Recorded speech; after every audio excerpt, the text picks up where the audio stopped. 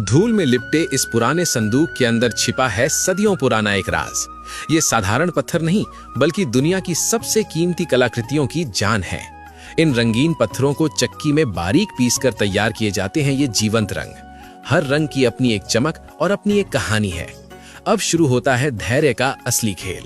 तांबे के इन बेहद बारीक तारों को हाथों से मोड़कर फूलों और लताओं की जादुई नक्काशी उकेरी जाती है। लेकिन असली मजबूती आती है यहाँ। इन बारीक तारों पर वेल्डिंग पाउडर छिड़ककर इन्हें आग की लपटों में झोंका जाता है, ताकि ये तार तांबे के शरीर के साथ हमेशा के लिए एक हो जाएं। अब इन पक्के हो चुके खांचों में पिसे हुए पत्थरों के रंगों को भरा जाता है, मानो तांबे के कैनवस पर कुदरत के रंग उकेरे जा रहे हों।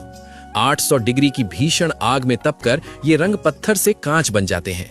अंत में रगड़ और पॉलिश के बाद निखरता है ये अद्भुत मीनाकारी का शाहकार, तांबे की मजबूती और हाथों की नजाकत का बेजोड़ संगम।